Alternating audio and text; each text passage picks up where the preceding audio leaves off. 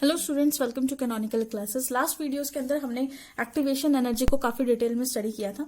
Now in this video we are going to study about Arrhenius equation. ठीक है, तो अर्हेनियस equation को हम सिंपली कैसे बोलते हैं, k इज इक्वल टू ए ई पे power minus E A by R T. ठीक है, जहां पे E है क्या है आपकी एक्टिवेशन एनर्जी, मतलब मैं आपको सारे बता देती हूँ क्या क्या हमने यहाँ पे यूज किया। K क्या है आपका रेट कांस्टेंट सिंपली। ठीक है, A is your Arrhenius constant. A को हम क्या बोल सकते हैं, अर्हेनियस कांस्टेंट। A आपका अर्हेनियस कांस्टेंट है, या फिर हम इसको बोल सकते हैं प्री एक्सपोनेंशियल कांस्टेंट, क्योंकि एक्सपोनेंट से पहले आ रहा है, राइट। तो हम इसको क्या बोल सकते हैं, प्री एक्सपोनेंशियल कांस्टेंट। ठीक है, ये या फिर एक और नाम से जाना जाता है, दैट इज फ्रीक्वेंसी फैक्टर, है ना। तो ये दो चार नाम होते हैं ए के, तो आप इसको फ्रीक्वेंसी फैक्टर भी बोल सकते हैं, प्री एक्सपोनेंशियल कांस्टेंट भी बोल सकते हैं, या फिर अर्हेनियस कांस्टेंट भी बोल सकते हैं। ठीक है, एक ही बात है।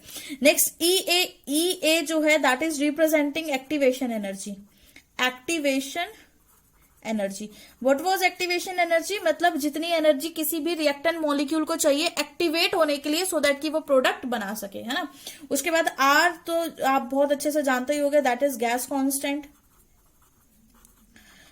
कांस्टेंट है। और यहां पे T is equal to temperature. T क्या है आपका, टेम्परेचर, राइट।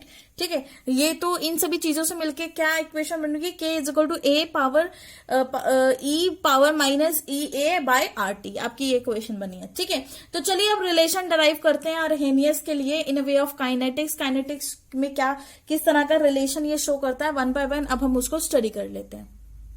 अब जो हमारे पास इक्वेशन है, ठीक है, हमारे पास इक्वेशन सिंपल जो इक्वेशन है that is E is equal to A exponent power minus E A by R T. ठीक है, तो इस इक्वेशन से आगे हम इक्वेशन डराइव करते हैं, तो हम क्या करते हैं, इनका लॉग ले लेते हैं। इसको और इजी बनाने के लिए हम क्या ले लेते हैं, नेचुरल लॉग लेते हैं। तो ln k is equal to ln a minus ln a जो है हमारे पास आ गया। ठीक है, उसके बाद हम क्या करेंगे, प्लस, क्योंकि मल्टीप्लीकेशन में plus ln e power minus E A by R T. ठीक है, ये आपके पास आ गया minus E A by R T. इस तरह से आपने ले लिया इसको। ओके, तो अब देखिए हमारे पास इसको हम कैसे लिख सकते हैं। हमारे पास होता है कि log x पे पावर a।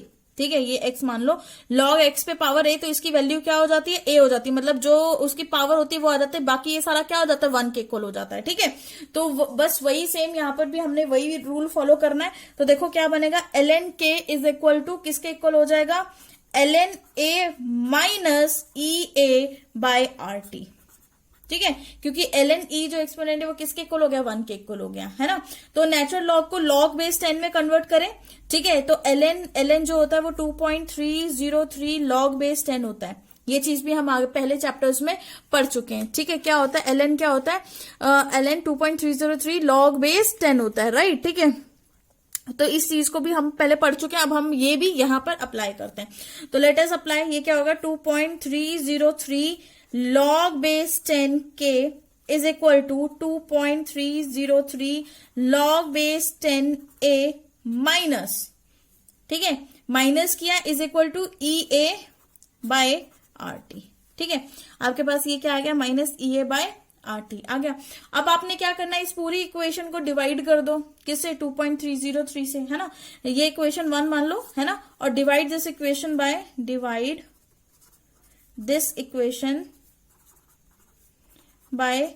2.303। हमने इस पूरी इक्वेशन को 2.303 से क्या कर देना है, डिवाइड कर देना है।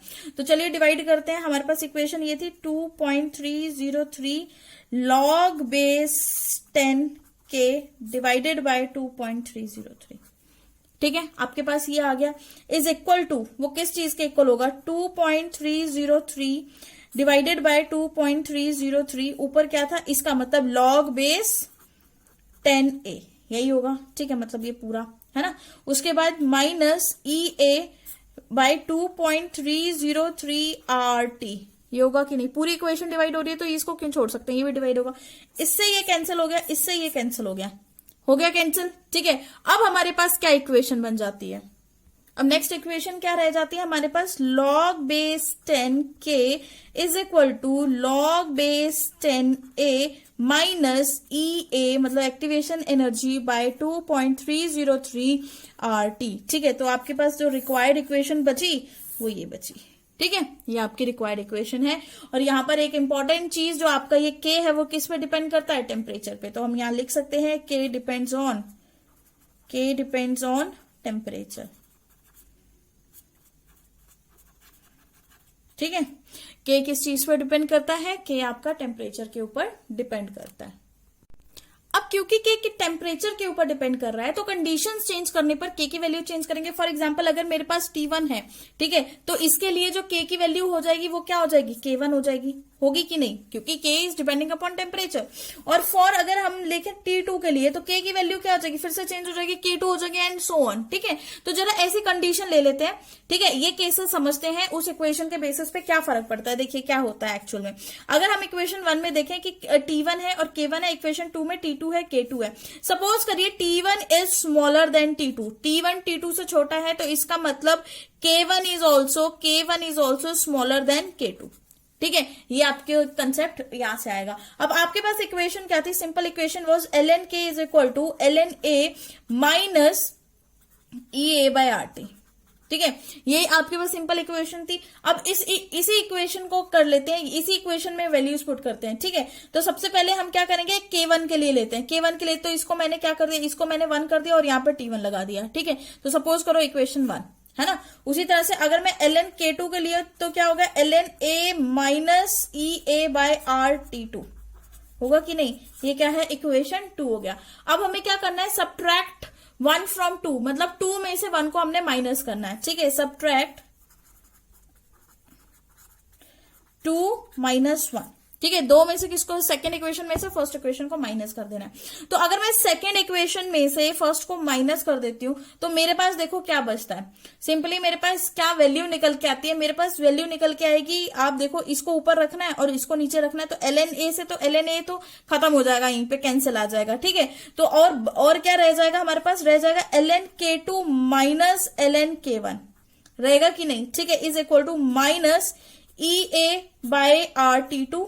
ठीक है, क्योंकि 2 में से 1 माइनस कर रहे हैं तो ये पहले आएगा माइनस ब्रैकेट में EA बाय RT1 होगा कि नहीं, बिल्कुल यही आएगा, राइट, यही आएगी आपकी इक्वेशन। तो अब देखो आगे, अब इसी में वैल्यूज आगे देख लेते हैं। अब ये log K2 अपॉन K1 को अगर हम सिंपली लिखे तो नेचुरल लॉग, इसको ये हम आइडेंटिटी लगा दो। ठीक है, log M upon N is equal to log M minus N, वही होगा। तो log K2 minus ln K1 तो क्या होगा, log K2 upon K1 is equal to minus EA by RT2 plus minus minus क्या हो जाता है, प्लस हो जाता है। ठीक है, तो आपने यहां पे लगा दिया EART1, आ गया आपका ये आंसर, आ गया यहां तक। ठीक है, अब फिर से देखो ln K2 अपॉन K1, आपने यहाँ पे क्या लिया, ln K2 अपॉन K1 लिया। ठीक है, तो ये आपका क्या आ गया, EA अपॉन R आपने ले लिया, सिंपल EA अपॉन R, मतलब माइनस का साइन अभी आप रुको, मैं बताती हूँ कहां गया, मतलब हमने इसमें से कॉमन ले लिया E अपॉन R, ब्रैकेट में हमने लगा दिया 1 bye T1 minus 1 bye T2।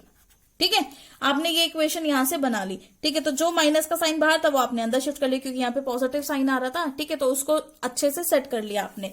ठीक है, तो इस तरह से आप इस इक्वेशन को, तो मेन आपके पास जो इक्वेशन निकल के आएगी वो ये, और न्यूमेरिकल्स में भी आपको जो इक्वेशन यूज करनी है वो ये इक्वेशन यूज करनी है। ठीक है, कई और तरीके भी होते हैं इस इक्वेशन को लिखने के, कई जगह आपको इस तरह से भी लिखने को मिलेगी, ln K2 upon K1 upon K1 हाँ is equal to EA upon R, है ना, EA अपॉन R। और ब्रैकेट के अंदर आप सिंपली क्या लिखोगे, यहाँ पर आपका एलसीएम ले लोगे, T1 T2, यहाँ पे एलसीएम हो जाएगा तो ऊपर क्या आ जाएगा, T2 माइनस T1, आप एलसीएम लेकर देखो, बिल्कुल आपकी यही इक्वेशन आएगी। ठीक है, तो ये इक्वेशन भी यूज कर सकते हैं, तो दोनों में से कोई भी इक्वेशन यूज कर सकते हैं। आपको कंफ्यूज नहीं होना है कि ये कहां से आ गया और कैसे आ गया, ये दोनों ही हो सकता है। अगर ये नेचुरल लॉग को log बेस 10 में कन्वर्ट करोगे तो सिंपल क्या होगा, सिंपल आपके पास 2.303 लग जाएगा, जहां पर भी लॉग लगा हुआ है। ठीक है, बस इस इक्वेशन को आप इजिली कैसे भी सॉल्व करने में हेल्प कर सकते हो। ठीक है, अब नेक्स्ट अब हम कर लेते हैं इसकी ग्राफिकल रिप्रेजेंटेशन, राइट। तो देखिए अब ग्राफ को रिप्रेजेंट करते हैं 1/1। हमारे पास 3 इक्वेशन थी। पहली जो अर्हेनियस इक्वेशन की that was k is equal to a e पे power minus E A by R T. ठीक है, फर्स्ट इक्वेशन ये थी। तो एक्सपोनेंशियल इसका ये एक्सपोनेंट है। ठीक है, तो इसका जो ग्राफ आएगा that is exponentially decaying graph आएगा। ठीक है, तो वो एक्सपोनेंशियली डिकेइंग ग्राफ कैसे बनेगा? वो ग्राफ बनेगा बिटवीन आपका k एंड 1/t के बीच में, k एंड 1/t के बीच में ग्राफ बनेगा। ठीक है, तो एक्सपोनेंशियली डिकेइंग ग्राफ तो इस तरह से आएगा बिल्कुल, राइट। और ये जो पॉइंट है, ये वाला पॉइंट, ये क्या बताएगा आपका? ये a, मतलब जो फ्रीक्वेंसी फैक्टर है वो यहां से पता लगेगा। ठीक है, सेकेंड ग्राफ अगर हम ड्रॉ करें that is ln k is equal to ln a minus E A by R T. ठीक है, सेकंड ग्राफ इसके लिए ड्रॉ करते हैं। इसका स्ट्रेट लाइन ग्राफ आएगा। कैसे एक स्ट्रेट लाइन इक्वेशन से मैच कर रहा है? देखो ये क्या है आपका y, ठीक है, इज इक्वल टू c। ये क्या है? कांस्टेंट हो जाएगा तो c हो जाएगा प्लस mx। ठीक है, मतलब आपका ये क्या है? सिंपल सी हम इंटरसेप्ट की बात कर लो। ठीक है, तो इंटरसेप्ट तो आपका यही होगा c। ठीक है, प्लस mx हो गया। तो x एक्सिस पे आपका 1/t आएगा, जो मैंने यहां पे लिख दिया, पहले डायरेक्ट लिख दिया। ठीक है, लेकिन आपको यहां से पता लग जाए 1/t x एक्सिस पे आएगा। ठीक है, स्लोप आपकी ई ए बाय आर आ जाएगी, minus E A by R. वहीं पे y एक्सिस पे आपने ln k ड्रॉ करना है। तो देखिए हम इसके लिए भी ग्राफ ड्रॉ कर लेते हैं। ये 1/t आ गया, यहां पर आपने 1/t लिख दिया। ठीक है, 1/t लिख दिया आपने यहां पर। और ये क्या रह गया? This is ln by k। ये क्या रह गया? ln by k। तो इसका जो ग्राफ आएगा वो बिल्कुल नीचे डिक्रीज होता, मतलब नेगेटिव स्लोप आएगी। ठीक है, तो यहाँ पे ये क्या है? ये वाला point is ln a, ln by k। और ये इस पॉइंट को क्या बोलोगे? ln a बोलोगे, इंटरसेप्ट जो होगा। ठीक है, और ये जो स्लोप होगी, द स्लोप इज नेगेटिव है, तो minus E A by R, ये आपकी स्लोप आ गई यहां से। ठीक है, एक और इक्वेशन थी इसकी, थर्ड इक्वेशन देखें और थर्ड ग्राफ भी देख लेते हैं। Third equation was log k is equal to log a minus E A by 2.303 RT। अब आप कंफ्यूज हो रहे होंगे कि ये मैंने कहां से ले लिया, है ना? अब आप कंफ्यूज हो रहे हैं ये मैंने कहां से ले ली। बस इसी इक्वेशन जो इसमें मैंने इक्वेशन यूज करी है ना, ln k वाली इक्वेशन, बस उसमें 2.303 लगा दो, मतलब log बेस 10 की वैल्यू लगा दो और वहां से 2.303 कैंसिल कर दो, तो बस इसके नीचे 2.303 लगेगा, बाकी सबका log रह जाएगा। ठीक है, करके देख लेना, आपको पता लग जाएगा। नहीं समझ में आया तो फिर मुझसे डाउट्स में पूछ लेना। तो ये आपके पास आगे ग्राफ, इसमें भी 1/t 1/t का ग्राफ बनेगा यहाँ पे। ठीक है, यहाँ पे 1/t का ग्राफ आएगा, यहाँ पे log k आएगा, तो इसका भी जो ग्राफ आएगा वो इस तरह से डिकेइंग ग्राफ है, मतलब नेगेटिव स्लोप आएगी। ठीक है, तो ये जो this is intercept is known as log a, this is log a। और यहां पर जो स्लोप है, जो स्लोप है यहां पर वो किसके इक्वल है? माइनस ई ए अपॉन 2.303 r। ठीक है, तो ये स्लोप आपका क्या आ जाएगा? माइनस ई ए अपॉन 2.303 r। ठीक है, तो दिस वाज योर अर्हेनियस इक्वेशन। और ये तीनों ग्राफ, चाहे वो एक्सपोनेंशियली डिकेइंग हो, चाहे वो नेगेटिव स्लोप वाले ग्राफ हो, ये तीनों ही अर्हेनियस इक्वेशन के ग्राफ हैं, जो कि बहुत बहुत ज्यादा इंपॉर्टेंट ग्राफ हैं आपके एग्जामिनेशन पॉइंट ऑफ व्यू से। नेक्स्ट एक छोटी सी चीज और डिस्कस कर लेते हैं, that is effect of temperature on rate constant. ठीक है, एक्सपेरिमेंटली क्या फाइंड आउट किया गया अर्हेनियस इक्वेशन में? देखिए क्या मतलब ये अर्हेनियस इक्वेशन के लिए मैं एक्सप्लेन कर रही हूँ, राइट। ठीक है, तो इफेक्ट क्या होगा टेम्परेचर का ऑन रेट कांस्टेंट पर? तो देखिए क्या होता है, the rate of reaction become double. हाँ, मैं आपको बताती हूँ यहाँ पर क्या है कि जो आपकी रेट होती है, द रेट ऑफ रिएक्शन, जो आपका रेट है रिएक्शन का, बिकम्स डबल। कब डबल हो जाता है? डबल से ज्यादा भी हो सकता है, और इवन मोर। ठीक है, इवन मोर बिकम्स डबल और even more with every 10 degree rise of temperature, with every 10 degree rise of temperature. मतलब हर 1 डिग्री राइज टेम्परेचर से क्या होता है, ये रेट ऑफ रिएक्शन क्या हो जाता है? डबल हो जाता है, या डबल से ज्यादा हो जाता है हर 10 डिग्री राइज होने से। ठीक है, तो यहां पर अगर आप नोटिस करेंगे तो देखिए temperature coefficient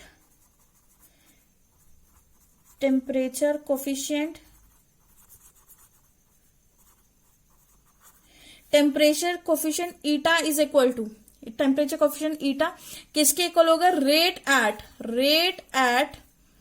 T plus 10 degree Celsius. ठीक है, डिवाइडेड बाय किसके इक्वल हो जाएगा? Divided by rate at T degree. ठीक है, टी डिग्री पे मतलब टी डिग्री जो भी होगा उसमें 10 प्लस करके divided by T is equal to किसके इक्वल होगा, 2 to 3 के इक्वल होगा। किसके इक्वल होगा, 2 to 3 के इक्वल होगा। ठीक है, तो ये क्या है एक्चुअल में, ये लिखा क्या है मैंने, देखो यहाँ पे होता क्या है, क्या एक्सप्लेनेशन है इसकी, कि हर एक 10 डिग्री राइज ऑफ टेम्परेचर पे जो फ्रैक्शन ऑफ मॉलिक्यूल है, जिसको बोल्ट्जमैन कांस्टेंट भी बोला जाता है, हैव एनर्जी इक्वल टू और ग्रेटर देन थ्रेशोल्ड एनर्जी। ठीक है, उसकी एनर्जी इक्वल होती है या फिर हम बोले तो थ्रेशोल्ड एनर्जी से ज्यादा हो जाती है, बिकम वो क्या हो जाती है, डबल हो जाती है due to number of effective collision, क्योंकि नंबर ऑफ कोलिजन बढ़ जाते हैं। ऑल्सो बिकम डबल, और भी डबल हो जाएगी, क्यों हो जाएगी double, so the rate of reaction become double और इवन मोर। ठीक है, रेट ऑफ रिएक्शन जो है और डबल हो जाएगी और उससे भी ज्यादा बढ़ जाती है हर एक 10 डिग्री राइज होने से टेम्परेचर में। तो इसीलिए तो हमने बोला था कि रेट जो है, सॉरी, जो के की वैल्यू है वो किस पे डिपेंड कर रही है, आपके टेम्परेचर पे। अगर टेम्परेचर बढ़ेगा तो के की वैल्यू भी बढ़ेगी, टेम्परेचर नहीं बढ़ेगा तो के की वैल्यू नहीं बढ़ेगी। राइट।